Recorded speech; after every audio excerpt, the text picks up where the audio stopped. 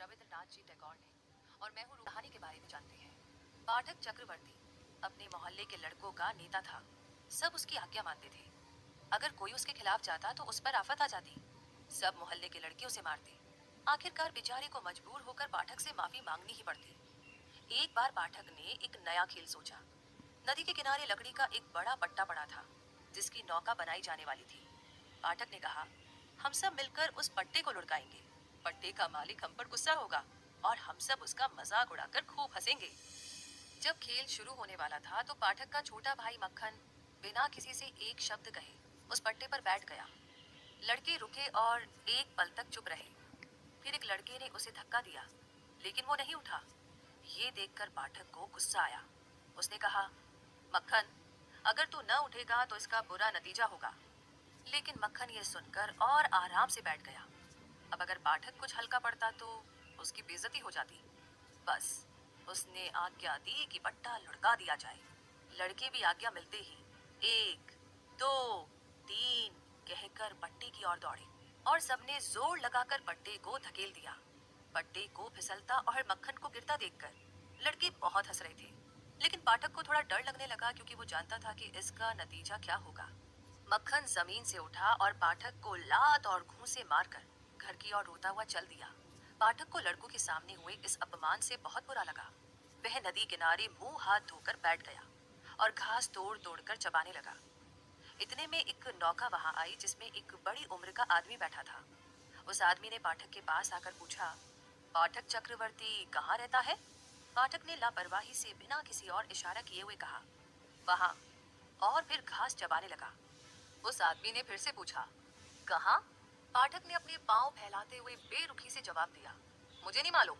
इतने में उसके घर का नौकर आया और कहा, पाठक, तुम्हारी माँ तुम्हें बुला रही है। पाठक ने जाने से इनकार किया, लेकिन नौकर क्योंकि मालकिन की ओर से आया था, इस वजह से वह उसे जबरदस्ती मारता हुआ ले गया। पाठक जब घर आया तो उसकी माँ ने गुस्से में पूछा, तूने मक्खन को फिर मारा? पाठक ने जवाब दिया, नहीं तो तुमसे किसने कहा?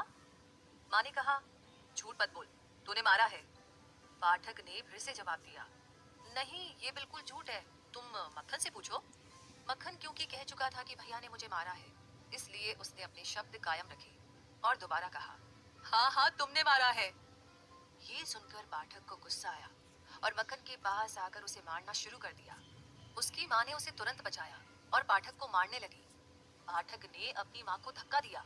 धक्के से फिसलते हुए उसकी माँ ने कहा, अच्छा, तू अपनी माँ को भी मारना चाहता है? ठीक उसी समय वह बड़ी उम्र का आदमी घर में आया और कहने लगा, क्या किस्सा है? पाठक की माँ ने पीछे हटकर आने वाले को देखा और तुरंत ही उसका गुस्सा आश्चर्य में बदल गया। उसने अपने भाई को पहचाना और कहा, क्यों दादा, तुम यहाँ कैसे आए? फिर उसने नीचे झुकते हुए उसके पैर छुए।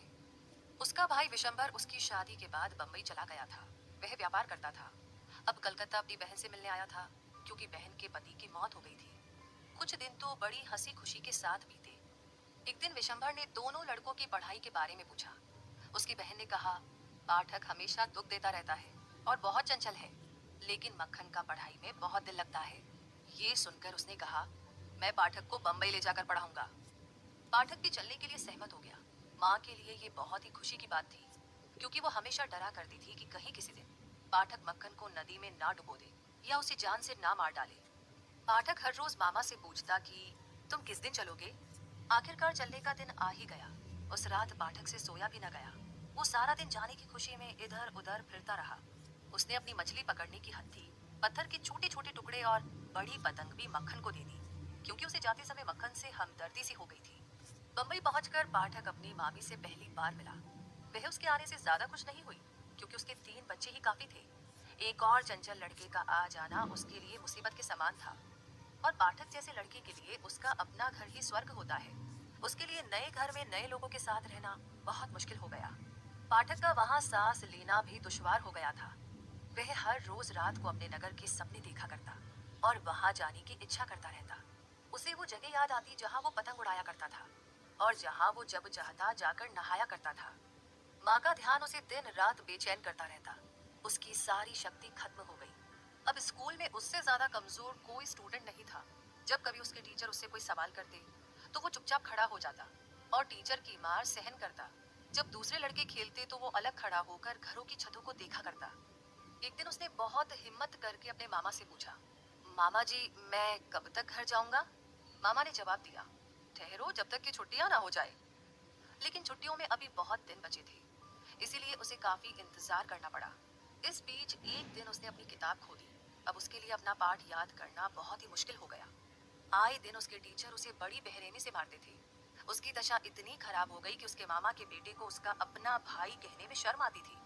पाठक मामी के पास गया और कहने लगा, मैं स्कूल नहीं जाऊंगा, मेरी किताब खो गई है। मामी ने गुस्से से अपने होठों को चबाते हुए कहा, दुष्ट, मैं तुझे कहां से महीने में 5 बार किताब खरीद कर दूं?